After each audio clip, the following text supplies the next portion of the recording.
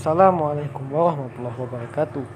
Sebagai sebuah kesultanan, Kesultanan Yogyakarta memiliki sejarah yang panjang dan penuh dengan intrik maupun peristiwa-peristiwa penting lainnya.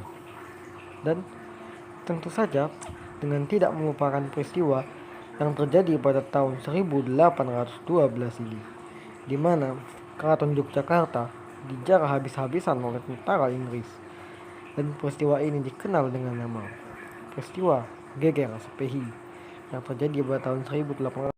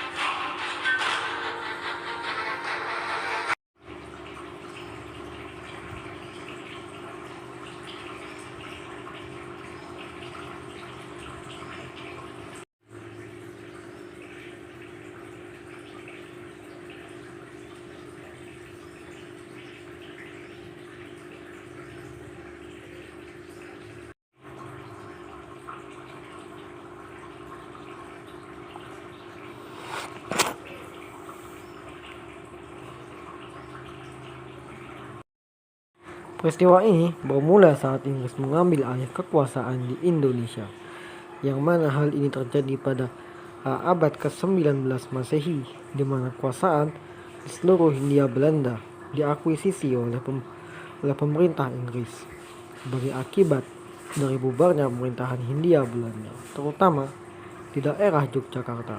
Dan pemimpin Inggris bernama Sir Thomas Stamford Raffles. Izinkan kami memaparkan sedikit biografinya. Beliau dahulu adalah juru tulis penjajah Inggris di Malaka atau sekarang dikenal dengan Malaysia. Beliau juga belajar bahasa Melayu pada seorang guru yang beragama Islam yang bernama Munshi Abdullah, yang namanya sekarang sudah dilupakan. Dan pada akhirnya beliau turut serta menyerbu Pulau Jawa bersama pasukan Inggris untuk mengambil alih kekuasaan dari penguasa Prancis di sana. Dan akhirnya penguasa Prancis di sana, Johnson, berhasil dikalahkan setelah melalui sebuah pertempuran yang sangat sengit. Raffles kembali menaikkan Sultan Hamengkubuwono II sebagai penguasa di Yogyakarta. Sultan Hamengkubuwono II termasuk salah satu penguasa yang berkepribadian kuat yang tidak mudah tunduk pada Inggris.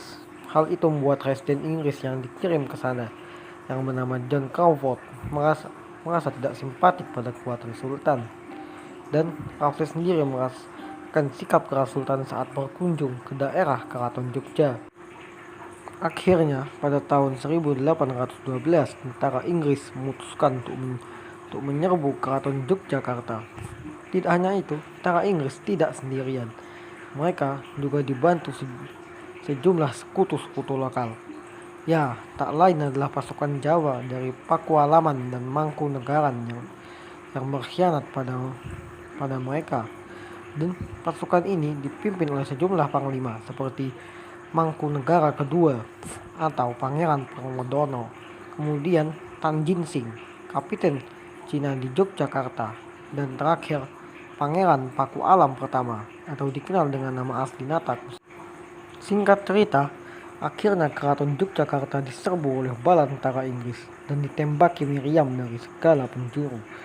Di sanalah pasukan Yogyakarta kewalahan menghadapi para penjajah yang satu ini. Dengan berani, Sri Sultan Hamengkubuwono II kala itu menyempatkan diri memimpin pasukan kavaleri dan artileri untuk mempertahankan keratonnya. Pasukan ini maju dipimpin sang sultan sendiri, akan tetapi keraton jatuh ke tangan pasukan Inggris tersebut, dan sejumlah naskah Jawa dijarah Beberapa di antaranya dibawa ke negeri Inggris dan masih berada di tempat tersebut hingga saat ini, serta sebagian yang lain sudah dikembalikan. Akhirnya, Sultan Hamengkubuwono II diasingkan ke Pulau Pinang di Malaysia di bawah kekuasaan penjajah Inggris.